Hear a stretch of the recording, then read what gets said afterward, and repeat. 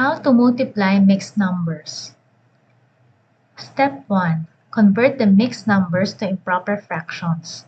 To convert a mixed number to an improper fraction, multiply the denominator by the whole number and then add the numerator. We will multiply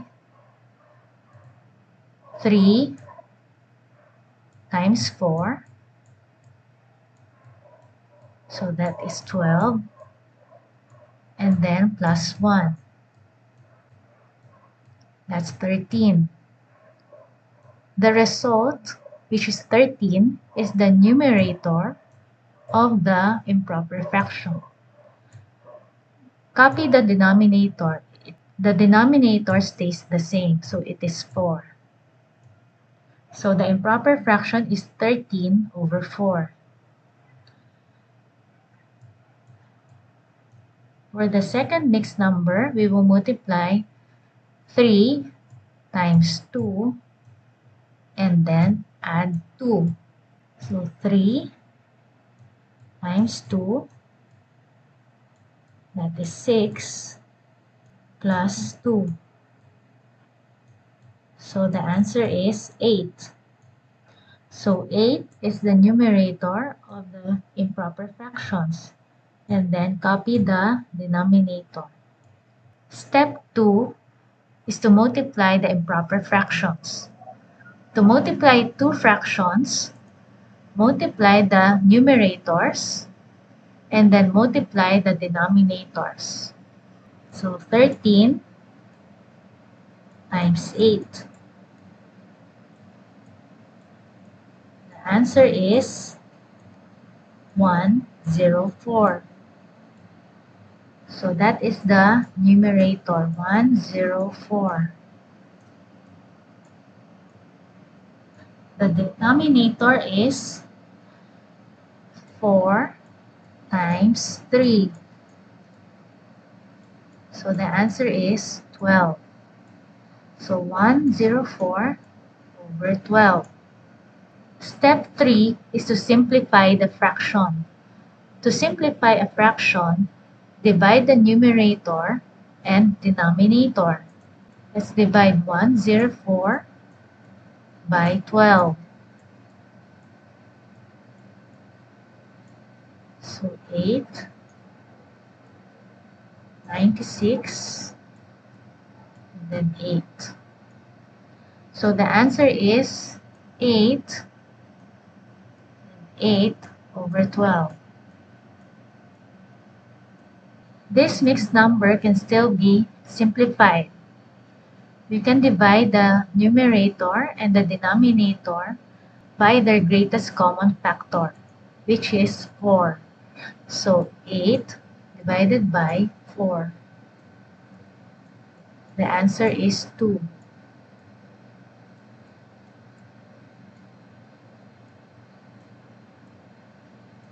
And then 12 divided by 4. The answer is 3.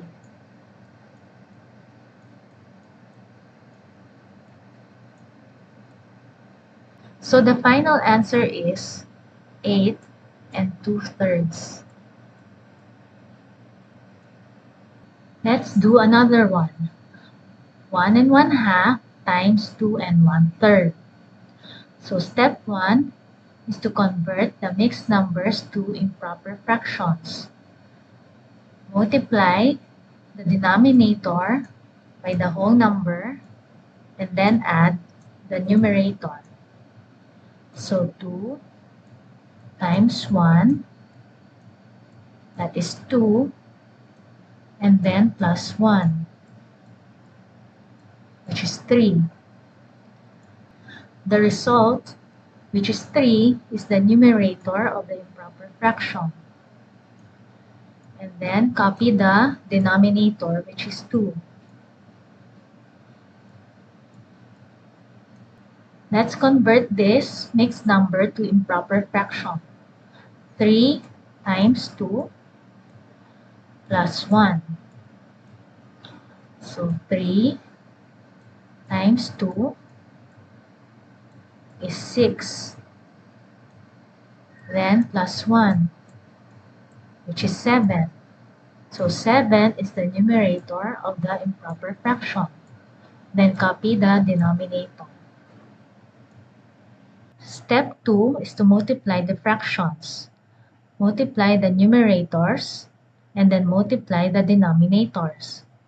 So 3 times 7 is 21. So this is the numerator, 21. And then multiply the denominators. 2 times 3, which is 6. 6 is the denominator. Step 3 is to simplify the fraction. Let's divide 21 by 6.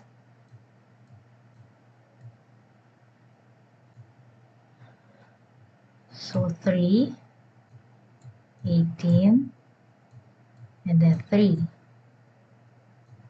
So 3 and 3 over 6. This mixed number can still be simplified. Divide the numerator and denominator by their greatest common factor. So what is the greatest common factor of 3 and 6? 3, 6. 3, 1, and 2. The greatest common factor of 3 and 6 is 3. So we will divide 3 by 3, which is 1.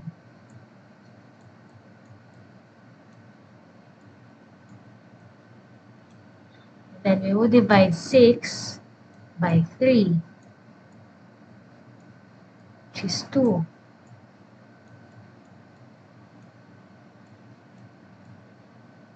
So the final answer is 3.5.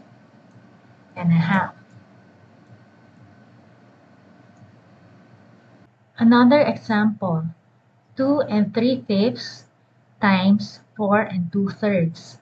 So step 1 is to convert the mixed number to improper fractions. So 5 times 2 plus 3. 5 times 2 is 10. 10 plus 3 is 13. 13 is the numerator of the improper fraction. And then copy the denominator, which is 5.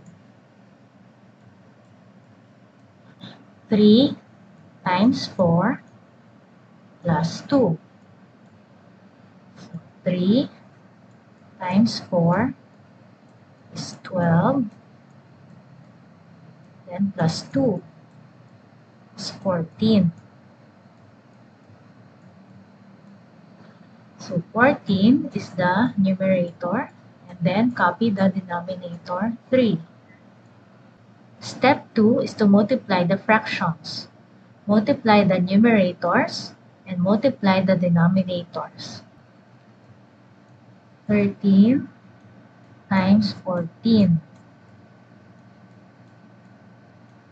This is 12. Carry 1. So that's 52. And then 13. So the answer is 182.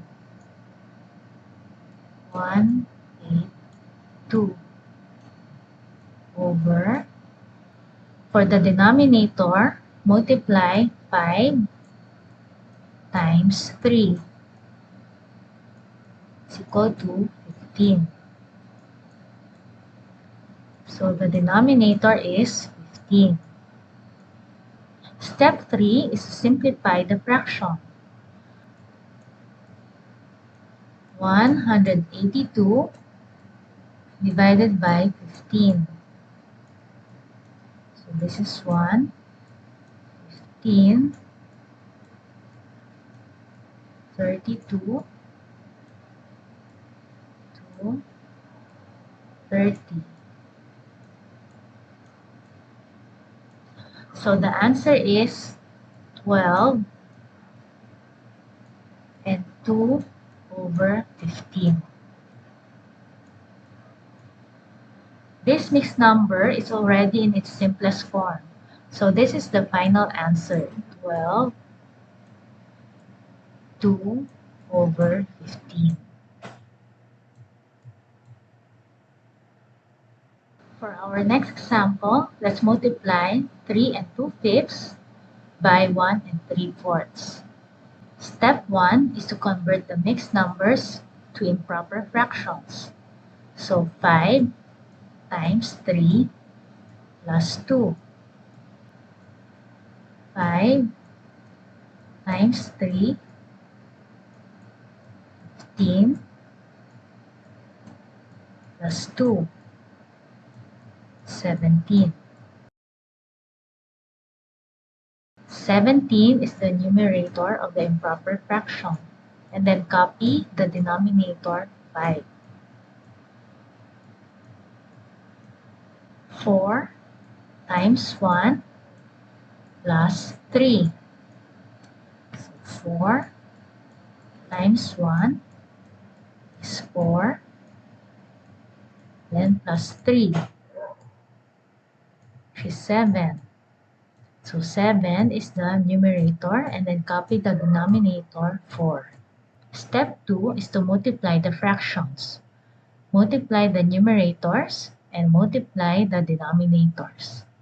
So 17 times 7 is 9, carry 4. So the numerator is 119. And then multiply the denominators. 5 times 4 is 20.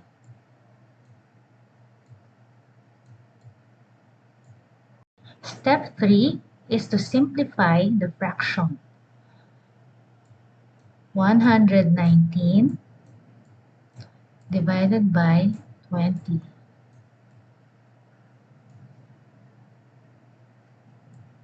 5, 119. So 5,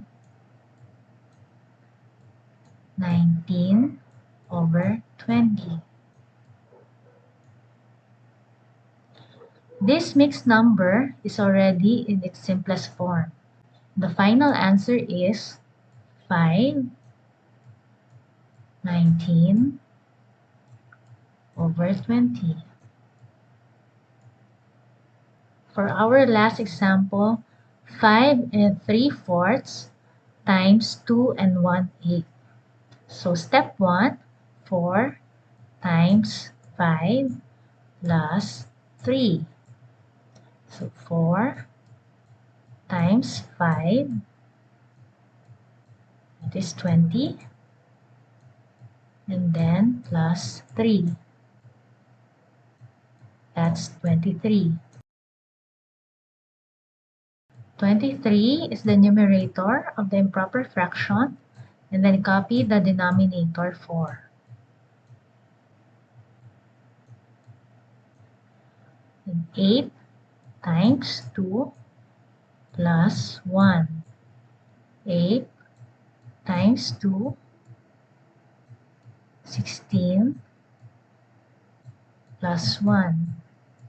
So that's 17. 17 is the numerator, and then copy the denominator 8. Step 2 is to multiply the fractions. Multiply the numerators, then multiply the denominators. So 23 times 17. 3 times 7 is 21. 7 times 2 is 14, then plus 2, that's 16. 1 times 3 is 3. 1 times 2 is 2.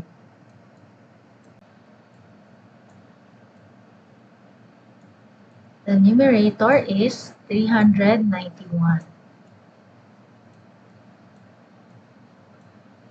Multiply the denominators. 4 times 8. That's 32. So the denominator is 32. Step 3 is to simplify the fraction. So 391 divided by 32. This is 1, 32, 71, and 2, 64, 7. So the answer is 12, 7 over 32. This mixed number is already in its simplest form. The final answer is 12, 7 over 32. Subscribe for step-by-step, easy-to-follow math tutorials.